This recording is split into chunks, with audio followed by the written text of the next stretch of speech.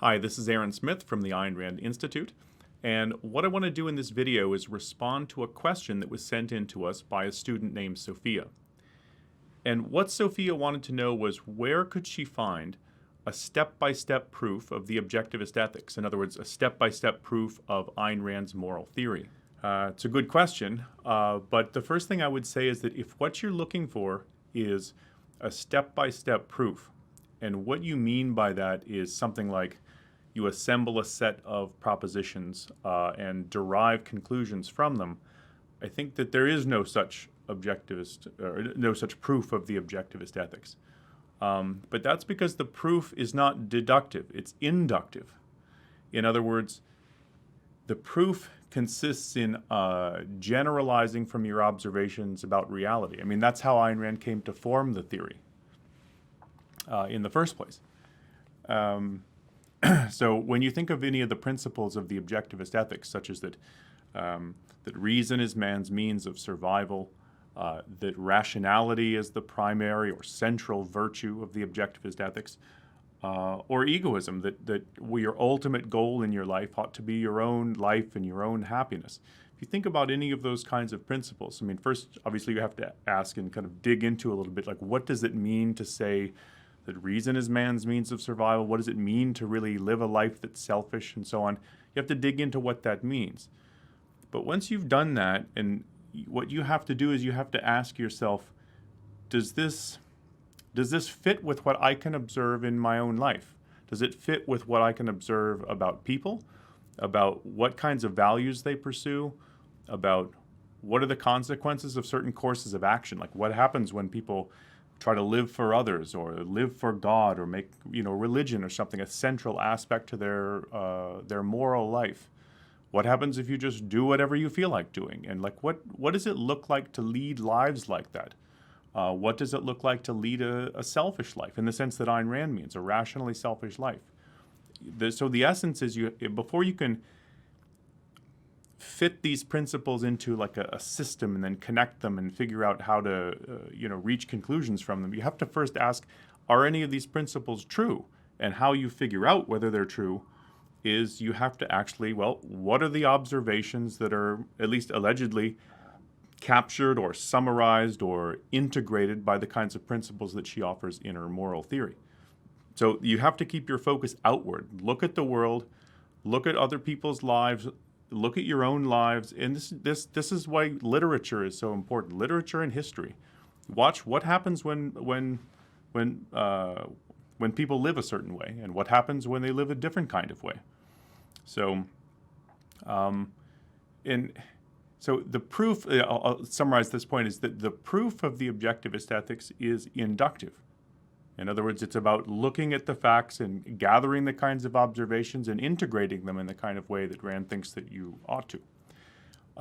But it's worth saying that this isn't just true of Ayn Rand's moral theory. I think it's true of theories generally. Theories aren't deductions, except perhaps in mathematics. They're complex ways of summarizing and integrating a wide range of observations.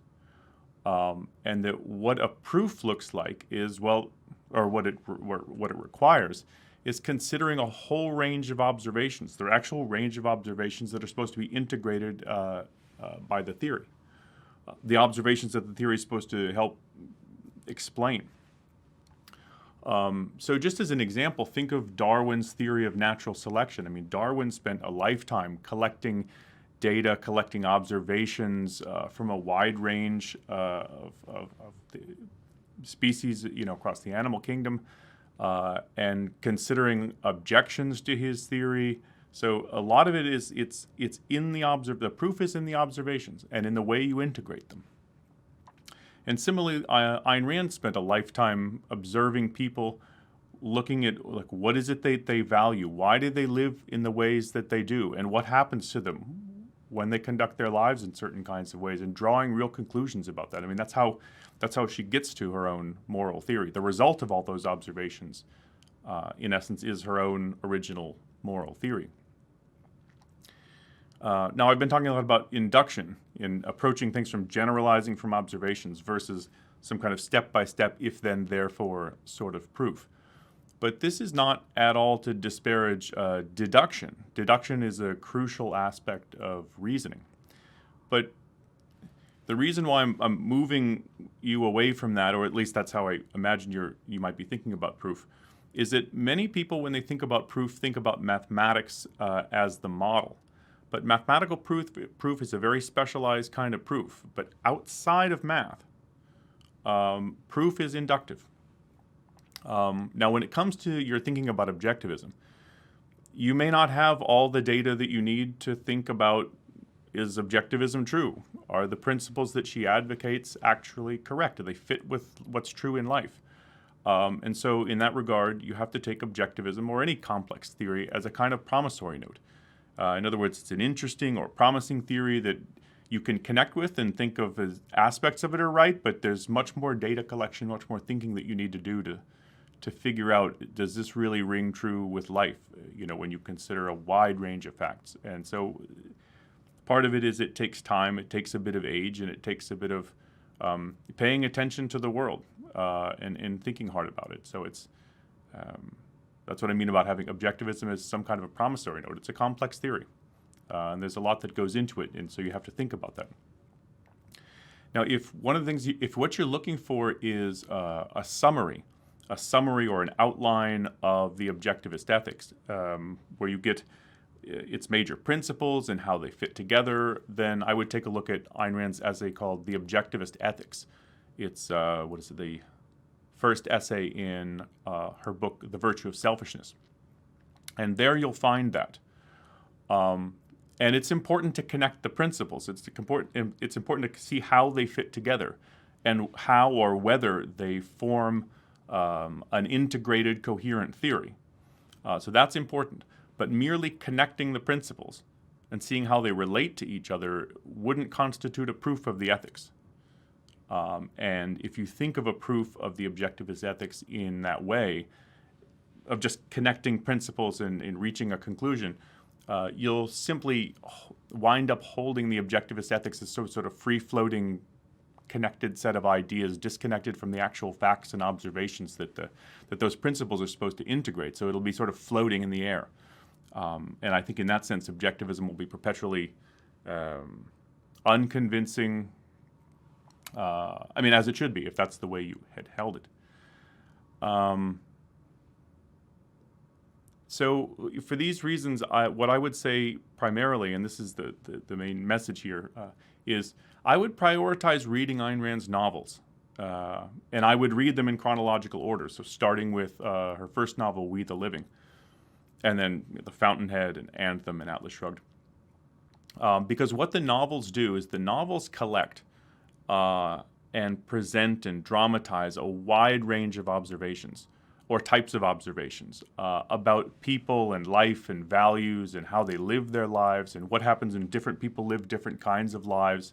And it really highlights and puts the focus on, this is really what I'm talking about. An ethical theory is not just a free-floating set of propositions. It's a way of thinking about how people live their lives, how they ought to live their lives. And anyway, so there's just a lot of information and data and observations that are collected in the novels that are just, I think, essential for understanding her ethical theory. Now, I should say that the inductive generalizations of the kind I've been talking about do still have to be verified and systematized. And this is something Rand does in Atlas Shrugged, and with more elaboration in The Virtue of Selfishness, where she identifies the facts that give rise to the concept of value. This is her demonstration of how to ground values on facts. And you can find that in the first 6 pages of her essay, The Objectivist Ethics, which is the lead essay in her book, The Virtue of Selfishness. That said, what I want to do is I'll leave you with a recommendation for further study.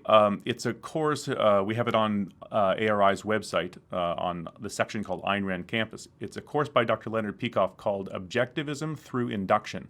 And I've embedded a link below here to the first lesson of that lecture. It's called An Inductive Approach to Philosophy. And what it will explains very well, but why I am recommending approaching objectivism in the inductive way that I am here.